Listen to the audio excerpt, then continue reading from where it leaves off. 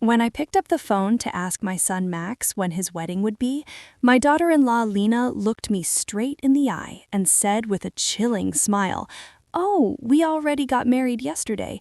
We only invited special people." Those words hit me like a bucket of ice water. Special people.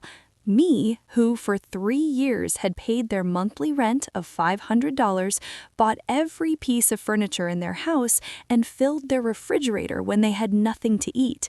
I was not a special person. I stood there in the living room of my own house, holding the phone as if it weighed 1,000 pounds, watching my son avoid my gaze while Lena made herself comfortable on the sofa I had bought for them. The pale pink dress I had picked out for her wedding hung uselessly in my closet, along with the new shoes and the illusion of being part of the most important day of my only son's life. I had spent $200 on that dress, thinking about how nice I would look in Max's wedding photos in which I would never appear. For weeks, I had planned every detail. I had put money aside to give them $1,000 as a wedding gift. I had called my sister Diana in Chicago to tell her the good news. I had cleaned my house from top to bottom, thinking they might come celebrate with me after the ceremony. All of that collapsed in a second with those 4 poisoned words, "only special people." Max finally lifted his gaze and said in a rehearsed-sounding voice, "Mom, it was an intimate thing, very small, just the 2 of us and the witnesses." But I knew it was a lie. I saw the photos on social media. I saw Lena's parents proudly posing next to the bride and groom.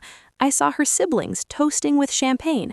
I saw Lena's white dress, which I had helped finance with the $800 I had given her last month for her personal expenses. I saw everything I wasn't supposed to see.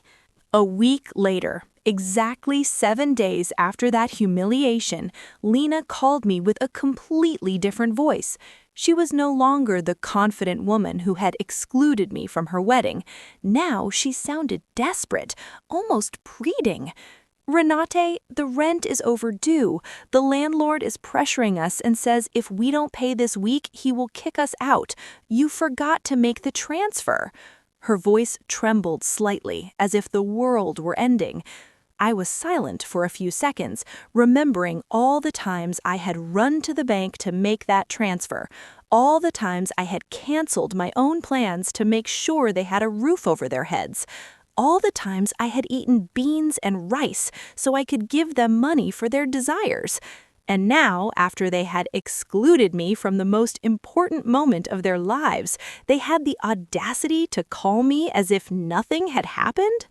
"Lena," I said with a calm that surprised even me, "didn't I warn you that I only help special people?" The silence on the other end of the line was so deep that I could hear my own heart beating. For the first time in years, it was not I who was trembling, but her. "Renata, I don't understand," she stammered. "We were always special to you. You're like a second mom to me." Lies. All lies, wrapped in that sweet voice she only used when she needed something, the same voice she had used to ask me for money for the wedding dress, for the honeymoon, for the rings, which I had helped finance without knowing I would never see the ceremony where they were exchanged.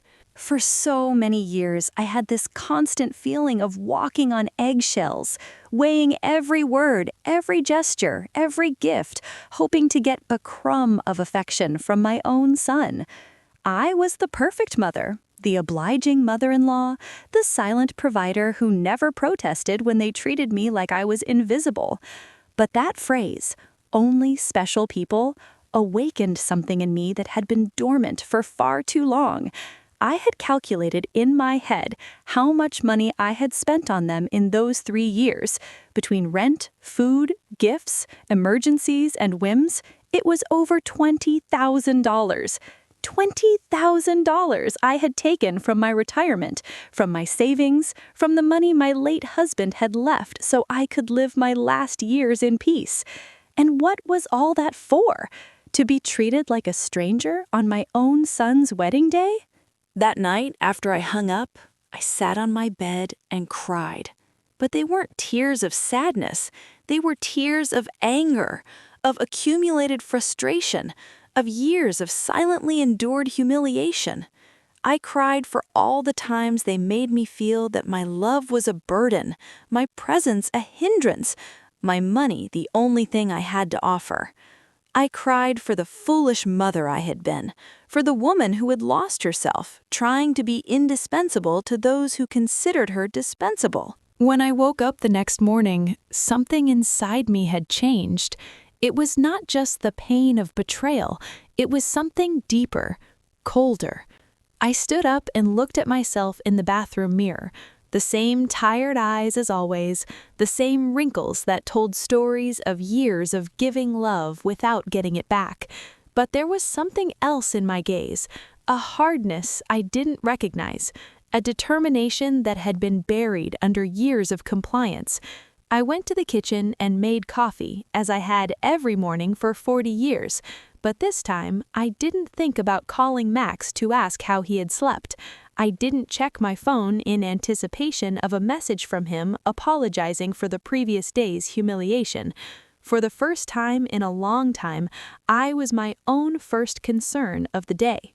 I sat at the table where I had so often planned surprises for them, counted bills for their expenses, and cried silently when they treated me with indifference. Now, this table would be a witness to something completely different. I took out my checkbook, my bank statements, and started to do the math. I wanted to see in exact numbers the extent of my own foolishness. Monthly rent of $500 multiplied by 36 months was $18,000. Food and supplies, approximately $200 a month, was another $7,200. Birthday gifts, Christmas gifts, anniversary gifts, at least $3,000. Lena's medical emergencies, $800. The car loan they never paid me back, $2,500. The air conditioner repair in their apartment, $600. The living room furniture, $1,200. $33,400. That was the exact sum of my generosity. $33,400 I had wasted from my husband's inheritance, from my pension, from the savings I had put aside penny by penny for decades of honest work. All that money thrown out the window to keep two adults comfortable who couldn't even pretend to respect me. The phone rang, and I saw Max's name on the screen. Normally, my heart would have pounded as I ran to answer, hoping he would finally apologize and explain that everything had been a misunderstanding. But this time, I let it ring, once, twice, 3 times. Finally, it fell silent, and I continued drinking my coffee as if nothing had happened. 10 minutes later, it rang again. This time, it was Lena. I let it ring too. Then, a text came from Max. "Mom, please answer. We need to talk." I deleted the message without replying. At 2 in the afternoon, I decided to go for a walk. I hadn't done that in months without a specific purpose, without an errand related to them.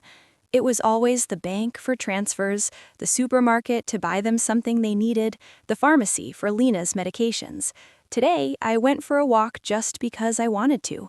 I walked past the park where I had often taken Max as a child. I remembered that sweet boy who hugged me tight and said I was the best mom in the world. When had he become this man who treated me like an ATM with feelings? When did I start confusing love with money? When did I start to believe I had to buy my own son's affection? At the bank, where I had so often made automatic transfers, I stopped in front of the door. The branch manager, Mr. Klein, saw me through the glass and waved.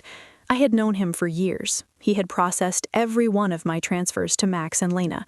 He had watched my account drain month after month to fill theirs. I went inside and walked directly to his office. "Mr. Klein," I told him, "I need to cancel the automatic transfers I have programmed." He looked at me surprised. For 3 years, these transfers had been as regular as the sunrise.